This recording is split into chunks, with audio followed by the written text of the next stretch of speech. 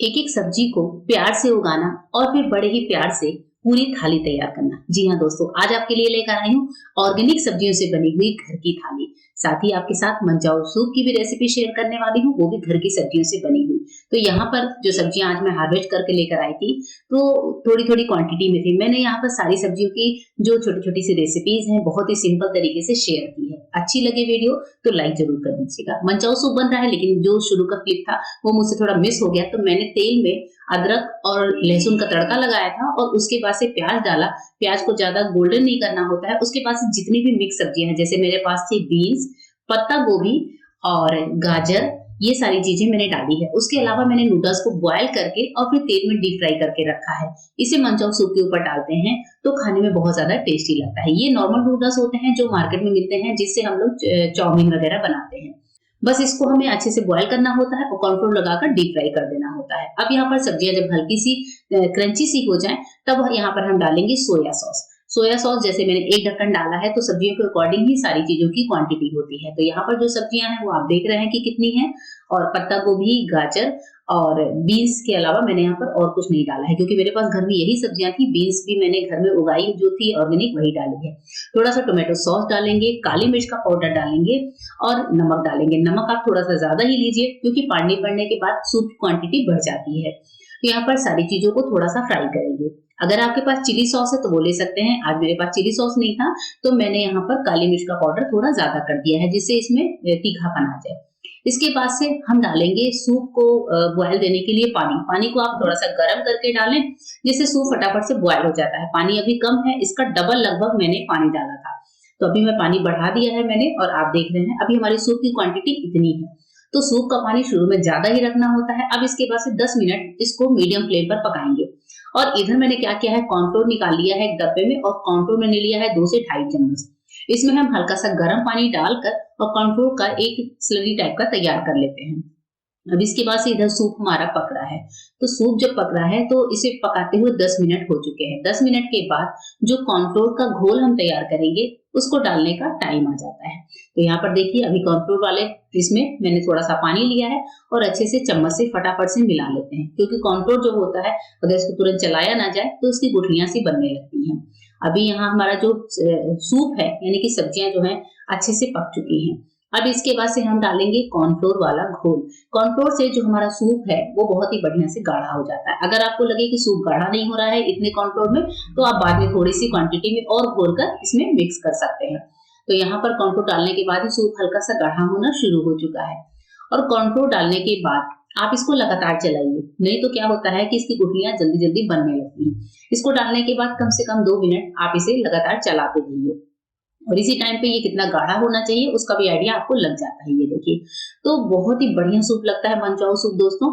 अगर आपके पास शिमला मिर्च है तो आप उसको भी डाल सकते हैं। हरा प्याज मैंने लिया था, हरा प्याज भी मैंने घर का ही लिया था। और इसके बाद से हम डालेंगे विनेगर, व्हाइट विनेगर, उसको भी अंदाजे से लिया है, इससे अच्छी सी खटास आती है। तो लगभग 2 से 3 चम्मच इतने सूप में विनेगर मैंने डाला था।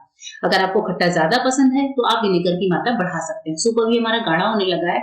इसको हम 3 से 4 मिनट सिम फ्लेम पर छोड़ देंगे। और सिम फ्लेम पर जब छोड़ा है मैंने, तो हमारा सूप अभी इतना गाढ़ा है। सूप को शुरू में आप पतला रखिए, क्योंकि जब ये ठंडा होता है, अगर आपको लगता है कि सूप हमने ज्यादा बनाया है, 2 बार पीना है, तो जब ये ठंडा होगा तो ये गाढ़ा होगा। लेकिन अगर आपको तुरंत सर्व करना है तो फिर आप कॉर्नफ्लोर थोड़ा सा बढ़ा सकते हैं। अभी हरे प्याज के कुछ पत्ते हैं जो मैंने फ्रेश डाल दिए हैं गार्निशिंग के लिए। और चलिए सूप को सर्व कर लिया है। सूप को सर्व किया है गर्मा गर्म। इसके ऊपर से जो नूडल्स हमने फ्राई करके रखे हैं वो नूडल्स मैंने यहाँ पर डाले। 2-3 चीजों की क्लिपिंग सूप में छूट गई है। अगर आपको कोई कंफ्यूजन हो तो कमेंट में पूछ सकते हैं। इधर हमारी हरी धनिया जो ऊपर से आई थी, जो टमाटर आए थे, मैंने कहा इसकी चटनी पीस के रख लेते हैं। सूप को सबको पिलाने के बाद में लग गई हूँ खाने की थाली बनाने पे। तो यहाँ पर हरी मिर्च, धनिया पत्ती, अदरक और नींबू का रस, ये सब कुछ डालकर, टमाटर वगैरह डालकर हरी चटनी हमारी पिसकर तैयार हो गई है। और एक एक चीज की छोटी छोटी सी रेसिपीज है नॉर्मल, मैं वो आपके साथ शेयर करती जाऊंगी।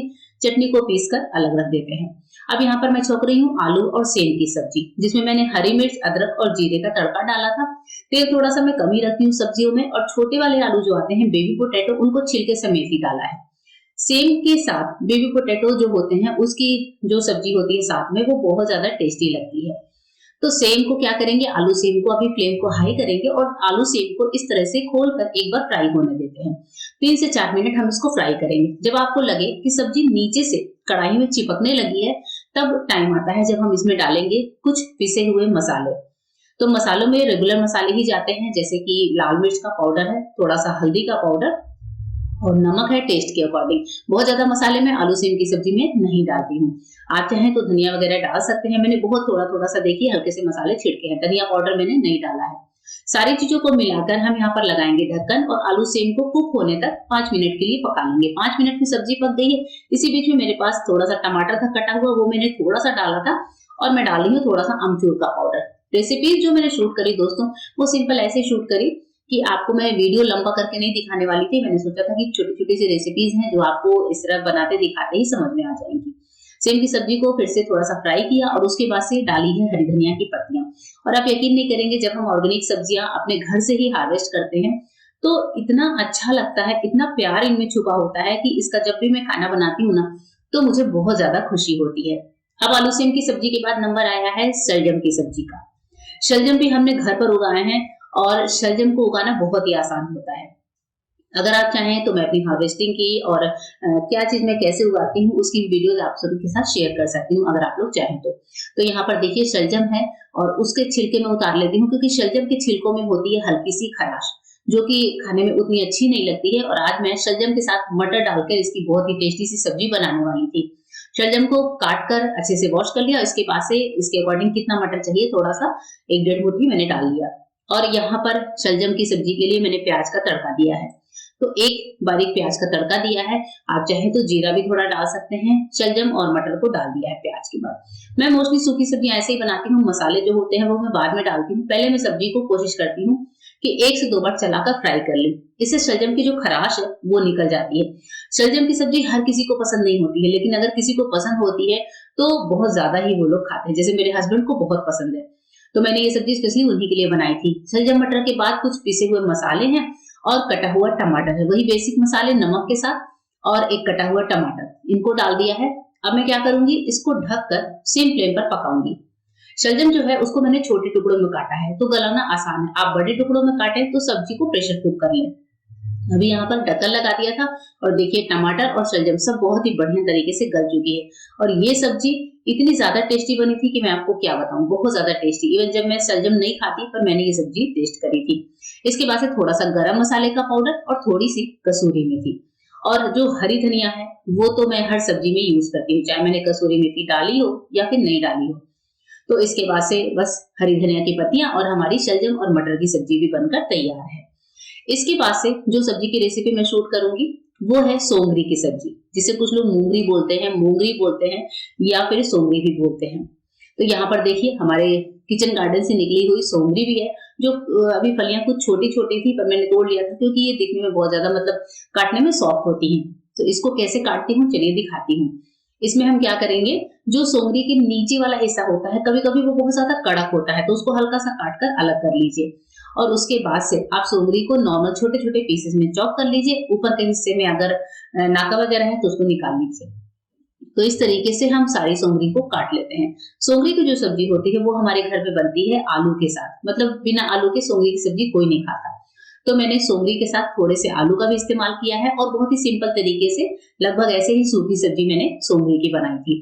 तो सोंगरी की सब्जी के लिए मैंने यहाँ पर लिया है कढ़ाई में तेल, और आप देख रहे हैं मैंने सारी सब्जियों में तेल का इस्तेमाल बहुत कम किया है, क्योंकि ढेर सारी सब्जियां बनानी थी। मैंने सोचा था सब्जियां थोड़ी थोड़ी थी तो कम तेल में ही बनाते हैं। तेल में डाला जीरे का तड़का और आलू के साथ सोंगरी डाल दी। और आलू सोंगरी को भी यहाँ पर बहुत ज्यादा फ्राई नहीं करना है, क्योंकि मैंने तुरंत ही नमक डाला है। नमक डालते ही, क्योंकि सोंगरी ऑर्गेनिक है, आपको पता है कि जब यूरिया से उगाई हुई सब्जियां होती हैं तो वो गलने में बहुत ज्यादा टाइम लेती हैं, लेकिन जो घर में उगाई हुई सब्जियां होती हैं जिनमें हम लोग किसी भी तरह के कीटनाशक का यूज नहीं करते, वो सब्जी कढ़ाई में जाते ही पानी छोड़ देती है, सामने जो कि आपको वीडियो में दिख रहा है। और इसके बाद से हमने डाला है हल्दी का पाउडर और थोड़ा सा लाल मिर्च का पाउडर। बस इसके बाद से ढक लीजिए और थोड़ा सा धनिया का पाउडर डाल सकते हैं, ये ऑप्शनल होता है।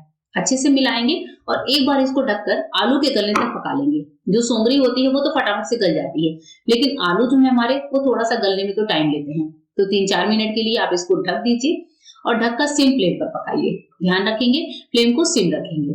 और फिर चलिए ढक्कन हटाकर सोंगरी को चेक करते हैं। ये देखिए आलू सोंगरी की सब्जी, आलू गल गए हैं। अब टाइम आता है जब हम इसमें डालेंगे थोड़े से टमाटर, क्योंकि सोंगरी की सब्जी में हमारे यहाँ इसको टमाटर डालकर ही बनाते हैं। तो मैंने यहाँ पर 2 लाल कटे हुए टमाटर लिए थे, बारीक चॉप कर लिया था।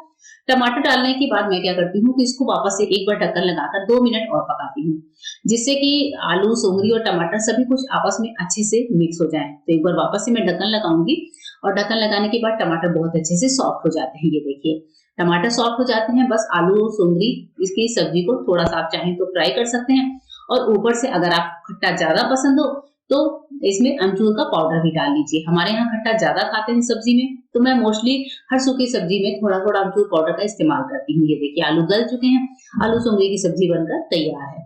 इधर एक साइड मैंने तैयार करी थी मेथी को।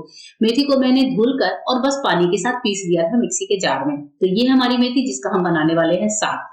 साग बनाने के लिए जो हरी मूंग की दाल होती है उसको 30 मिनट भिगाया है, और उसके बाद से पानी के साथ और नमक के साथ इसको गलने के लिए भगोने में रख दिया है। मूंग की दाल जब गल जाती है लगभग 80%, तब आप यहाँ पर जो हमारी पीसी हुई मेथी है वो डालेंगे। मेथी का साग एमपी में, यूपी में और राजस्थान वगैरह में कुछ जगहों पर इस तरीके से बनाकर खाते हैं, जैसे मैं आपको बनाकर दिखा रही हूँ। ये मेरी दादी माँ की रेसिपी है, तो ये मेरे हस्बैंड को ये रेसिपी बहुत ज्यादा पसंद है। दादी माँ मतलब मेरे हस्बैंड की दादी माँ, तो उनको ये रेसिपी बहुत पसंद थी, तो अपने ससुराल आकर मैंने भी इस रेसिपी को बनाना सीख लिया था।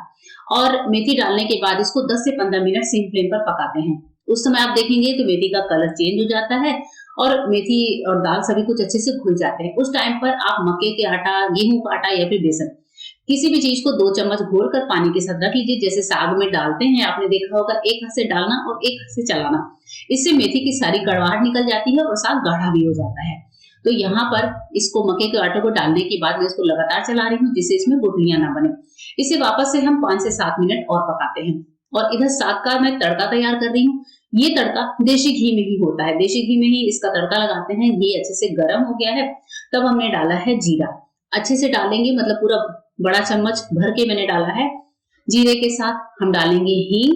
हींग का भी फ्लेवर बहुत अच्छा आता है। गैस को बंद कर देंगे और उसके बाद से डालेंगे सूखी साबुत वाली जो लाल मिर्चें होती हैं, उनको मैंने छोटे छोटे टुकड़ों में काट कर रखा है। और उसके बाद से थोड़ा सा लाल मिर्च का पाउडर और थोड़ा सा कश्मीरी लाल मिर्च का पाउडर, अच्छे से कलर के लिए। ये सारी चीजों का तड़का लगता है हमारे इस मेथी के साग में। अब मेथी का साग जो पककर तैयार है, इसमें हमारा ये जो तड़का है इसको डाल देते हैं। तड़के को अच्छे से मिला देते हैं। बस इस साग में इतना ही होता है, बहुत ज्यादा इसमें मसाले वगैरह नहीं डालते हैं।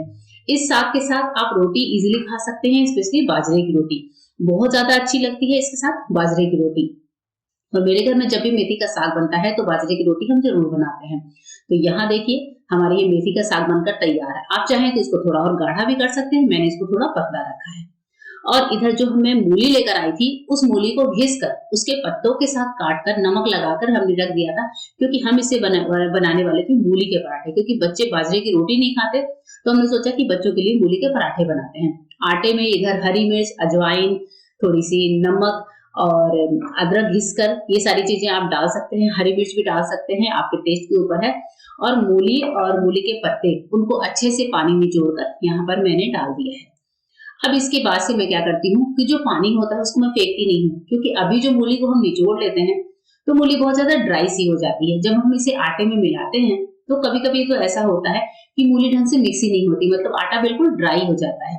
तब मैं क्या करती हूँ कि वापस मूली वाले उसी पानी को थोड़ा थोड़ा डालते हुए आटे को लगाती हूँ, क्योंकि वापस उसी पानी की जरूरत पड़ती है। अगर हम ऐसे ही आटे को रखें तो आप देखेंगे आटा बिल्कुल ड्राई है अभी इस समय। तो मैं उसी पानी को थोड़ा थोड़ा डालते हुए, ये देखिए ग्रीन ग्रीन पानी है, और आटे को लगाऊंगी तो पूरा पानी नहीं लगता, थोड़ा सा पानी लगता है, थोड़ा बाद में मैं हटा देती हूँ। इस तरीके से हमारा मूली का आटा पराठे का लगकर तैयार हो जाता है। मूली के पराठे का जो आटा होता है उसको लोइया जो है सूखे आटे से लगाकर गोल गोल करके यहाँ पर तवे पर डाला है। इस तवे को मतलब इस पराठे को मीडियम आंच पर सेकते हैं तो पराठा बहुत ज्यादा क्रिस्पी बनता है। और बच्चों के टिफिन में या फिर डिनर वगैरह में हमारे घर में हरी चटनी के साथ इसको बहुत अच्छे से खाते हैं। पर आज तो मैंने चूंकि पूरी थाली तैयार करी थी, तो ये पराठे सेक कर मैंने बच्चों को पहले ही दे दिए थे और बस पराठे सीख रहे हैं। और इसके बाद चलिए लगाते हैं अपनी आज की बहुत ही टेस्टी सी ऑर्गेनिक थाली। तो यहाँ पर मैंने रखा है साग, और उसके बाद से जितनी सब्जियां मैंने बनाई थी तीनों वो हैं, और उसके अलावा हमारी हरी चटनी, और मैंने बनाई थी बाजरे की रोटी। बाजरे की रोटी बनाई है, इस पर डालेंगे ढेर सारा घी, और बस ये बाजरे की रोटी तैयार है। बिना घी के बाजरे की रोटी का कोई मतलब ही नहीं होता है। थोड़ा सा घी मैंने साग में भी डाला है ऊपर से, और ये रहा मूली का पराठा। और इसके साथ ही मैं रख रही हूँ मूली, कच्ची मूली बहुत ही टेस्टी लगती है। तो पूरी हमारी ऑर्गेनिक थाली, घर की उगाई हुई सब्जियां और घर में प्यार से तैयार करी हुई ये थाली आपको कैसी लगी, कमेंट करके जरूर बताइएगा।